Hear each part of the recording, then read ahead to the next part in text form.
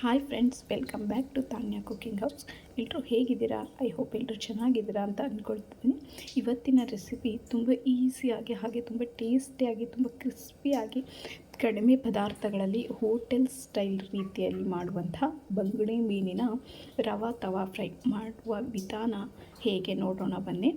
ಮೊದಲನೇದಾಗಿ ನಿಮಗೆ ಎಷ್ಟು ಮೀನು ಬೇಕೋ ಅಷ್ಟು ಮೀನನ್ನ ಕ್ಲೀನಾಗಿ ತೊಳ್ಕೊಂಡು ವಾಶ್ ಮಾಡಿಕೊಂಡು ಫ್ರೈ ಮಾಡೋಕ್ಕೆ ಬೇಕಲ್ವ, ಆ ರೀತಿ ಮಧ್ಯ ಕ್ಲೀನ್ ಮಾಡಿಕೊಂಡು ಹಿಂಗೆ ಮಧ್ಯ ಕಟ್ ಮಾಡ್ಕೊಳ್ಳಿ. ನೋಡಿ, ಈ ಥರ ಮಧ್ಯ ಕಟ್ ಮಾಡ್ಕೊಳ್ಳಿ. ಯಾಕೆಂದರೆ ಈ ಥರ ಕಟ್ ಮಾಡೋದ್ರಿಂದ ಮಸಾಲೆ ಪದಾರ್ಥಗಳು ಮೀನಿಗೆ ಚೆನ್ನಾಗಿ ಹಿಡ್ಕೊಳ್ಳುತ್ತೆ ಅಂತ ಈ ಥರ ಕಟ್ ಮಾಡಬೇಕು. ನೀವು ಬೇಕಾದ್ರೆ ಒಂದು ಮೀನಲ್ಲಿ 2 ಪೀಸ್ ಮಾಡಿಬಿಡೋಕ್ಕಾರೆ ಮಾಡ್ಬೋದು. ಇದೇ ಥರ ರವಾ ಫ್ರೈಗೆ ಇಡೀ ಫುಲ್ ಮೀನಿದ್ರೇ ಚೆನ್ನಾಗಿರುತ್ತೆ. ಹಾಗಾಗಿ ನಾನು ಒಂದು ಫುಲ್ ಮೀನೇ ತೊಗೊಂಡಿದ್ದೀನಿ. ಇದಕ್ಕೆ ಮಸಾಲೆ ಪದಾರ್ಥ ಹಾಕೋದು ನೋಡೋಣ ಬನ್ನಿ. ಮೊದಲನೇದಾಗಿ ಒಂದು ಪ್ಲೇಟ್ ತೊಗೊಳ್ಳಿ. ಅದಕ್ಕೆ ಫಿಶ್ ಫ್ರೈ ಮಸಾಲ ಬರುತ್ತಲ್ವ, ನೀವು ಯಾವ ಬ್ರ್ಯಾಂಡ್ ಬೇಕಾದರೂ ತೊಗೋಬೋದು. ನಾನು ತೇಜು ಮಸಾಲ ತೊಗೊಂಡಿದ್ದೀನಿ. ಇದೊಂದು 2 ಸ್ಪೂನಷ್ಟು ಹಾಕ್ಕೊಳ್ಳಿ. ಹಾಗೆ ಶುಂಠಿ ಬೆಳ್ಳುಳ್ಳಿ ಪೇಸ್ಟು ಒಂದು 3/4 ಸ್ಪೂನಷ್ಟು ಹಾಕ್ಕೋಬೇಕಾಗುತ್ತೆ. ನೆಕ್ಸ್ಟ್ ಅದಕ್ಕೆ ಅಚ್ಕಾರದ ಪುಡಿ ನಿಮ್ಮ ಖಾರಕ್ಕೆ ಅನುಗುಣವಾಗಿ ಹಾಕ್ಕೊಳ್ಳಿ. ಖಾರ ಸ್ಪೈಸಿ ಇದ್ರೇ ತುಂಬ ಚೆನ್ನಾಗಾಗುತ್ತೆ. ಹಾಗಾಗಿ ಸ್ವಲ್ಪ ಖಾರದ ಪುಡಿ ಜಾಸ್ತಿನೇ ಹಾಕ್ಕೊಳ್ಳಿ. ನಾನು ಒಂದು 1/2 ಟೇಬಲ್ ಸ್ಪೂನ್ ಹಾಕಿದ್ದೀನಿ. ನಿಮಗೆ ಎಷ್ಟು ಬೇಕು ನೋಡ್ಕೊಂಡು ಹಾಕ್ಕೊಳ್ಳಿ. ಹಾಗೆ ಒಂದು 1/4 ಟೇಬಲ್ ಸ್ಪೂನಷ್ಟು ಅರಿಶಿನ ಪುಡಿ, ಹಾಗೆ ರುಚಿಗೆ ತಕ್ಕಷ್ಟು ಉಪ್ಪು ಹಾಕ್ಕೊಳ್ಳಿ. ಉಪ್ಪನ್ನ ನೋಡ್ಕೊಂಡು ಹಾಕ್ಕೊಳ್ಳಿ, ಯಾಕೆಂದರೆ ಮಸಾಲೆಯಲ್ಲಿ ಉಪ್ಪಿರುತ್ತೆ. ಹಾಗಾಗಿ ನೆಕ್ಸ್ಟ್ ಅದಕ್ಕೆ ಒಂದು 1/2 ಲೆಮನ್ ಹಾಕ್ಕೊಳ್ಳಿ. ನಿಮಗೆ ಹುಳಿ ಜಾಸ್ತಿ ಬೇಕು ಅನಿಸಿದ್ರೆ ಸ್ವಲ್ಪ ಜಾಸ್ತಿ ಹಾಕ್ಕೋಬೋದು. ಅಂದರೆ ನಾನು 2 ಮೀನು ತೊಗೊಂಡಿರೋದ್ರಿಂದ 1/2 ಲೆಮನ್ ಸಾಕಾಗುತ್ತೆ. ಹಾಗಾಗಿ ಅದು ಹಾಕ್ಕೊಂಡು ನೆಕ್ಸ್ಟ್ ಅದಕ್ಕೆ ಮೇಯ್ನಾಗಿ ಬೇಕಾಗಿರೋದು 1 ಟೇಬಲ್ ಸ್ಪೂನ್ ಕುಕ್ಕಿಂಗ್ ಆಯಿಲ್. ನೀವು ಯಾವ ಆಯಿಲ್ ಯೂಸ್ ಮಾಡ್ತೀರೋ ಅದೇ ಆಯಿಲ್ನ ಯೂಸ್ ಮಾಡಿಕೊಂಡು ಚೆನ್ನಾಗಿ ಮಿಕ್ಸ್ ಮಾಡ್ಕೊಳ್ಳಿ. ಆಯಿಲ್ ಯಾಕೆ ಹಾಕಬೇಕು ಅಂದರೆ ಫಿಶ್ಗೆ ಆಯಿಲ್ ಹಾಕೋದ್ರಿಂದ ಮಸಾಲೆ ಎಲ್ಲ ನೀಟಾಗಿ ಫಿಶ್ಗೆ ಕೋಟ್ ಆಗುತ್ತೆ, ನೀಟಾಗಿ ಹಿಡ್ಕೊಳ್ಳುತ್ತೆ. ಹಾಗಾಗಿ ಆಯಿಲ್ ಹಾಕಬೇಕು. ನೆಕ್ಸ್ಟ್ ಅದಕ್ಕೆ ಕನ್ಸಿಸ್ಟೆನ್ಸಿ ನೋಡಿಕೊಂಡು ನೀರು ಹಾಕ್ಕೊಳ್ಳಿ. ಯಾವ ಕನ್ಸಿಸ್ಟೆನ್ಸಿ ಅನಿಸುತ್ತೋ ನೋಡಿ, ನಾನು ತೋರಿಸ್ತೀನಲ್ವ ಈ ಕನ್ಸಿಸ್ಟೆನ್ಸಿ ಸಾಕಾಗುತ್ತೆ. ತುಂಬ ತೆಳುವು ಮಾಡ್ಕೋಬಾರ್ದು, ತುಂಬ ದಪ್ಪ ಮಾಡ್ಕೋಬಾರ್ದು. ತುಂಬ ತೆಳುವು ಆದರೆ ಮಸಾಲೆ ಹಿಡಿಯೋಲ್ಲ, ತುಂಬ ದಪ್ಪ ಆದರೆ ಮಸಾಲೆ ಎಲ್ಲ ಬಿಟ್ಕೊಂಡು ಬಿಡುತ್ತೆ ಫ್ರೈ ಮಾಡಬೇಕಾದ್ರೆ. ಹಾಗಾಗಿ ನಾನು ತೋರಿಸ್ತಿದ್ದೀನಲ್ವ ಈ ಕನ್ಸಿಸ್ಟೆನ್ಸಿ ಇದ್ದರೆ ಸಾಕಾಗುತ್ತೆ. ನೋಡಿ ಯಾವ ರೀತಿ ಅಂತ, ಇಷ್ಟ ಆದರೆ ಸಾಕಾಗುತ್ತೆ ಮೀನಿಗೆ. ನೆಕ್ಸ್ಟ್ ಈಗ ಫಿಶ್ಗೆ ಮಸಾಲೆ ಹೇಗೆ ಹಚ್ಚೋದು ತೋರಿಸೋಣ, ನೋಡೋಣ ಬನ್ನಿ. ನಾವು ಕ್ಲೀನ್ ಮಾಡ್ಕೊಂಡಿದ್ವಲ್ಲ ಫಿಶ್ಶು, ಆ ಫಿಶ್ ತೊಗೊಳ್ಳೋಣ. ಅದನ್ನು ನೀಟಾಗಿ ಮಧ್ಯಭಾಗದಲ್ಲೆಲ್ಲ ಕಟ್ ಮಾಡಿರ್ತೀನಲ್ವ, ಅದಕ್ಕೆಲ್ಲ ನೀಟಾಗಿ ಮಸಾಲೆ ತುಂಬಬೇಕು. ಆ ಥರ ನೀಟಾಗಿ ಹಚ್ಚಬೇಕು. ನೋಡಿ ತೋರಿಸ್ತಿದ್ದೀನಲ್ವ, ಈ ರೀತಿಯಾಗಿ ಮಸಾಲೆ ಪೂರ್ತಿಯಾಗಿ ಕಟ್ ಮಾಡಿರೋದಕ್ಕೆಲ್ಲ ಹಚ್ಚಬೇಕು. ಹಾಗೆ ಫಿಶ್ನ ಕ್ಲೀನ್ ಮಾಡ್ಕೊಳ್ಳಿರೋ ಭಾಗ ಇರುತ್ತಲ್ವ, ಅದ್ರ ಒಳಗಡೆ ಎಲ್ಲ ನೀಟಾಗಿ ಮಸಾಲೆ ಸ್ಪ್ರೆಡ್ ಆಗೋ ರೀತಿ ಹಚ್ಕೊಳ್ಳಿ. ನಾನು ತೋರಿಸ್ತಿದ್ದೀನಲ್ವ ಈ ರೀತಿಯಾಗಿ. ಇದೇ ರೀತಿ 2 ಕಡೆ ಮೀನಿಗೂ ನೀಟಾಗಿ ಹಚ್ಕೋಬೇಕು. ಕಟ್ ಮಾಡಿರೋ ಎಲ್ಲ ಭಾಗಗಳಿಗೆ ಹಚ್ಚಬೇಕು. ನೋಡಿ, ನಾನು ಪೂರ್ತಿ ಹಚ್ಚಿದ ಮೇಲೆ ಹೇಗೆ ಕಾಣಿಸ್ತಿದೆ ಅಂತ. ಫಿಶ್ನ ಎಲ್ಲ ಭಾಗಕ್ಕೂ ಮಸಾಲೆ ಕೋಟ್ ಆಗಬೇಕು. ನೋಡಿ ಈ ಥರ ಹಚ್ಕೊಂಡ್ರೆ ಸಾಕಾಗುತ್ತೆ. ಈಗ ನೋಡಿ, ನಾನು 2 ಫಿಶ್ನೂ ಕೂಡ ರೆಡಿ ಮಾಡಿ 1/2 ಅವರ್ ಮ್ಯಾರಿನೇಟ್ ಆಗೋಕ್ಕೆ ಇಟ್ಟಿದ್ದೀನಿ. ನಿಮಗೆ ಟೈಮ್ ಇದ್ದರೆ 1 ಅವರ್ ಕೂಡ ಇಟ್ಕೋಬೋದು. ನೋಡಿ 1/2 ಅವರ್ ಆದಮೇಲೆ ಹೇಗೆ ಕಾಣಿಸ್ತಿದೆ ಅಂತ. ಮಸಾಲೆ ಎಲ್ಲ ಫಿಶ್ಗೆ ನೀಟಾಗಿ ಹಿಡ್ಕೊಂಡಿದೆ ಅಲ್ವಾ, ಸೊ 1/2 ಅವರ್ ಆದರೂ ಇಡಲೇಬೇಕು. ನೆಕ್ಸ್ಟ್ ಇದಕ್ಕೆ ರವಾ ಕೋಟಿಂಗ್ ಮಾಡೋದು ಹೇಗೆ ನೋಡೋಣ ಬನ್ನಿ. ಮೊದಲನೇದಾಗಿ ಒಂದು ಪ್ಲೇಟ್ ತೊಗೊಳ್ಳೋಣ. ಪ್ಲೇಟ್ಗೆ ಒಂದು 3 ಟೇಬಲ್ ಸ್ಪೂನಷ್ಟು ಚಿರೋಟಿ ರವೆ ಹಾಕ್ಕೊಳ್ಳೋಣ. ಚಿರೋಟಿ ರವೆನ ತೊಗೊಳ್ಳಿ. ದಪ್ಪ ರವೆ ಆದರೆ ರವೆ ಫುಲ್ ಕ್ರಿಸ್ಪಿಯಾಗಿ ಬರೋದಿಲ್ಲ, ಹಾಗೆ ರವೆನೇ ಸಿಗುತ್ತೆ. ಹಾಗಾಗಿ ಚಿರೋಟಿ ರವೆನೇ ಬೆಟರ್. ಇದಕ್ಕೆ 3 ಟೇಬಲ್ ಸ್ಪೂನಷ್ಟು ಸಾಕಾಗುತ್ತೆ. ನಾನು ತೊಗೊಂಡಿರೋ 2 ಮೀನಿಗೆ. ನಿಮಗೆ ಯಾವ ಕ್ವಾಂಟಿಟಿಯಲ್ಲಿದೆಯೋ ನೋಡಿ ತೊಗೊಳ್ಳಿ. ಅದನ್ನು ಪೂರ್ತಿ ಪ್ಲೇಟ್ ಪೂರ್ತಿ ಸ್ಪ್ರೆಡ್ ಮಾಡ್ಕೋಬೇಕು. ನೋಡಿ ತೋರಿಸ್ತಿದ್ದೀನಲ್ವ ಈ ಥರ. ಈಗ ನೆಕ್ಸ್ಟ್ ಮಸಾಲೆ ಹಚ್ಕೊಂಡಿದ್ದೀವಲ್ವ, ಆ ಫಿಶ್ನ ತೊಗೊಂಡು 2 ಸೈಡು ರೋಲ್ ಮಾಡಬೇಕು. ನೋಡಿ ಈಗ ಈ ರೀತಿ 2 ಸೈಡು ರೋಲ್ ಮಾಡಬೇಕು.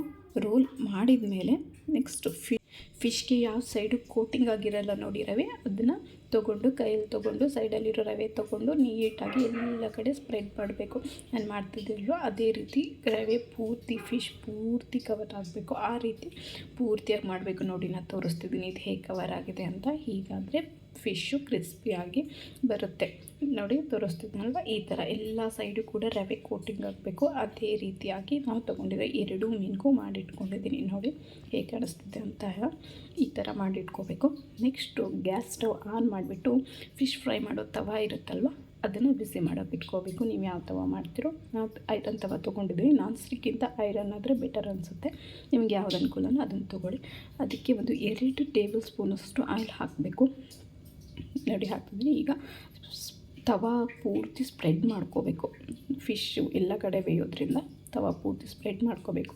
ಎಣ್ಣೆ ಬಿಸಿ ಆದ ತಕ್ಷಣ ನಾವು ಮಸಾಲೆ ಹಚ್ಚಿಟ್ಕೊಂಡಿದ್ವಲ್ಲ ಆ ಫಿಶ್ನ ತವಾ ಮೇಲೆ ಹಾಕಬೇಕು.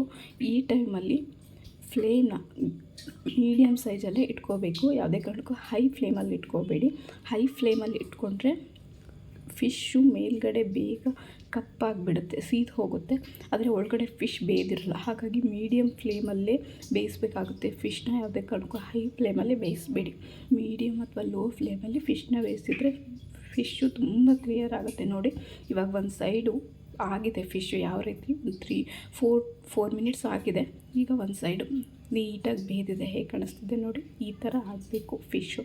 ಅದೇ ರೀತಿ 2 ಸೈಡು ನೀಟಾಗಿ ಬೇಯಿಸ್ಕೋಬೇಕು. ಒಂದು 4 ಮಿನಿಟ್ಸ್ ಆದರೂ ಬೇಯಿಸಬೇಕು ಮೀಡಿಯಮ್ ಫ್ಲೇಮಲ್ಲಿ. ಒಂದು ಸೈಡ್ 4 ಮಿನಿಟ್ಸ್ ಬೇಯಿಸಬೇಕು. ನೋಡಿ ಈ ಥರ ಆಗಬೇಕು. ಒಳಗಡೆ ನೀಟಾಗಿ ಬೇಯ್ದಿರುತ್ತೆ ಫಿಶ್ ಸಾಫ್ಟಾಗಿ. ಹಾಗೆ ಇದಕ್ಕೆ ಮೇಯ್ನಾಗಿ 2 ಸೈಡ್ ಮಾತ್ರ ಅಲ್ಲ, ಫಿಶ್ ಎಡ್ಜ್ ಇರುತ್ತಲ್ವ ಆ ಕಡೆ ಈ ಕಡೆ ನೋಡಿ, ನಾನು ತೋರಿಸ್ತಿದ್ದೀನಲ್ವ, ಈ ಥರ ನಿಲ್ಲಿಸ್ಕೊಂಡ್ಬಿಟ್ಟು ಫಿಶ್ಶು 2 ಸೈಡು ಎಡ್ಜ್ ಕೂಡ ನೀಟಾಗಿ ಬೇಯಿಸ್ಕೋಬೇಕು. ನೋಡಿ ನಾನು ತೋರಿಸ್ತೀನಿ. ಈ ಥರ ನಿಲ್ಲಿಸ್ಕೊಂಡ್ಬಿಟ್ಟು, ಇಲ್ಲ ನಿಮ್ಗೆ ಆ ಥರ ನಿಲ್ಲಕ್ಲಿಲ್ಲ ಅಂದರೆ ಏನಾದರೂ ಸಪೋರ್ಟ್ ತೊಗೊಂಡಾದರೂ ನಿಲ್ಲಿಸ್ಕೊಂಡು ಈ ಥರ 2 ಸೈಡು ಎಡ್ಜ್ ಬೇಯಿಸ್ಬೇಕು. ನೋಡಿ ನಾನು ನಿಲ್ಲಿಸ್ಕೊಂಡಿದ್ದೀನಿ. ಈ ಟೈಮಲ್ಲಿ ಬೇಕಾದರೆ ನಿಮಗೆ ಸ್ವಲ್ಪ ಆಯಿಲ್ ಕಡಿಮೆ ಆಯಿತು ಅನಿಸಿದರೆ ಸ್ವಲ್ಪ ಒಂದು ಸ್ಪೂನಷ್ಟು ಆಯಿಲ್ ಹಾಕಿ ನೀಟಾಗಿ ಬೇಯಿಸ್ಕೊಳ್ಳಿ. ಅದು ನಿಲ್ಲೋದು ಕಷ್ಟ, ಏನಾದರೂ ಸಪೋರ್ಟ್ ಕೊಟ್ಟು ನಿಲ್ಲಿಸ್ಕೊಳ್ಳಿ. ಹಾಗೆ ಒಂದು ಸೈಡ್ ಆದ ತಕ್ಷಣ ಇನ್ನೊಂದು ಸೈಡ್ ಕೂಡ ಅದೇ ರೀತಿಯಾಗಿ ನಾವು ತಿರ್ಸಿ ಬೇಯಿಸಬೇಕು. ನೋಡಿ ನಾನು ಬೇಯಿಸ್ತಿದ್ದೀನಲ್ವ ಮತ್ತೊಂದು ಸೈಡು, ಆ ರೀತಿಯಾಗಿ ನೀಟಾಗಿ ಬೇಯಿಸ್ಕೋಬೇಕು. ಆವಾಗ ಫಿಶ್ಶು ಮೇಲ್ಗಡೆ ಕ್ರಿಸ್ಪಿಯಾಗಿ ಒಳಗಡೆ ಸ್ಪಾಂಜಿಯಾಗಿ ಬರುತ್ತೆ. ಆವಾಗ ಟೇಸ್ಟ್ ಕೂಡ ತುಂಬ ಚೆನ್ನಾಗಿರುತ್ತೆ. ಯಾಕಂದ್ರೆ ಮೇಲ್ಗಡೆ ಕೋಟಿಂಗ್ ಕೂಡ ಟೇಸ್ಟ್ ತುಂಬ ಚೆನ್ನಾಗಿರುತ್ತೆ. ಲೋ ಫ್ಲೇಮಲ್ಲಿ ಬೇಯ್ದಿರುತ್ತಲ್ವ, ಹಾಗಾಗಿ ನೋಡಿ ಇನ್ನೊಂದು ಎಡ್ಜ್ ಕೂಡ ನಾನು ಬೇಯಿಸ್ತಿದ್ದೀನಿ. ಹಾಗೆ ಅದನ್ನು ಕೂಡ ಒಂದು 3 to 4 ಮಿನಿಟ್ಸ್ ಬೇಯಿಸಿದರೆ ಸಾಕಾಗುತ್ತೆ. ಆದರೆ ನೀವು ಏನಾದರೂ ಸಪೋರ್ಟ್ ಕೊಡಬೇಕಾಗುತ್ತೆ, ಅದು ಹಾಗೆ ನಿಲ್ಲಲ್ಲ. ಹಾಗಾಗಿ ಏನಾದರೂ ಸಪೋರ್ಟ್ ಕೊಟ್ಟು ನಿಲ್ಲಿಸ್ಕೊಳ್ಳಿ. ನೋಡಿ ಹೇಗೆ ಕಾಣಿಸ್ತಿದೆ ಫಿಶ್ಶು, ತುಂಬ ಚೆನ್ನಾಗಿ ಕಾಣಿಸ್ತಿದೆ ಅಲ್ವಾ. ಈ ಥರ ಎಲ್ಲ ಸೈಡು ಬೇಯಿಸ್ಕೊಳ್ಳಿ. ಹಾಗೆ ಫಿಶ್ದು ಮೇನ್ ಅಂತ ಹೇಳಿದರೆ ಈ ಮಧ್ಯ ಸೆಂಟ್ರಲ್ಲಿ ಹಾಕೋದ್ರಿಂದ ನಾವು ಫಿಶ್ ಮಧ್ಯ ಭಾಗದಲ್ಲಿ ಮಾತ್ರ ಬೇಯ್ದಿರುತ್ತೆ, ಹೆಚ್ಚು ಸೈಡಲ್ಲಿ ಬೇಯ್ದಿರೋಲ್ಲ. ಈ ಫಿಶ್ಶು ಹೆಡ್ ಇದೆ ಅಲ್ವಾ, ಆ ಸೈಡೆಲ್ಲ ನೀಟಾಗಿ ಬೇಯ್ದಿರೋಲ್ಲ. ಅದನ್ನು ಮಧ್ಯ ಭಾಗದಲ್ಲಿ ಇಟ್ಕೊಂಡು ಫ್ಲೇಮ್ ಲೋ ಇಟ್ಟಿರ್ತೀವಲ್ಲ, ಹಾಗಾಗಿ ಆ ಕಡೆ ಈ ಕಡೆ ಎಡ್ಜ್ ಬೇಯ್ದಿರೋಲ್ಲ, ಮಧ್ಯ ಭಾಗದಲ್ಲಿ ಇಟ್ಕೊಂಡು ಚೆನ್ನಾಗಿ ಬೇಯಿಸ್ಕೊಳ್ಳಿ ಕ್ರಿಸ್ಪಿಯಾಗಿ. ಈಗ ನೋಡಿ ಫಿಶ್ ಫ್ರೈ ರೆಡಿ ಆಗಿದೆ. ನಿಮಗೆ ಮಾಡೋ ವಿಧಾನ ಇಷ್ಟ ಆಗಿದ್ದರೆ ಮೊದಲನೇದಾಗಿ ಚಾನಲ್ನ ಸಬ್ಸ್ಕ್ರೈಬ್ ಮಾಡಿಕೊಡಿ, ವಿಡಿಯೋನ ಲೈಕ್ ಮಾಡಿ, ಹಾಗೆ ಕಮೆಂಟ್ ಮಾಡೋದು ಮರಿಬೇಡಿ. ನೋಡಿ ಫಿಶ್ ಹೇಗಾಗಿದೆ ಅಂತ, ತುಂಬ ಕ್ರಿಸ್ಪಿಯಾಗಿ ಆಗಿದೆ ಅಲ್ಲ.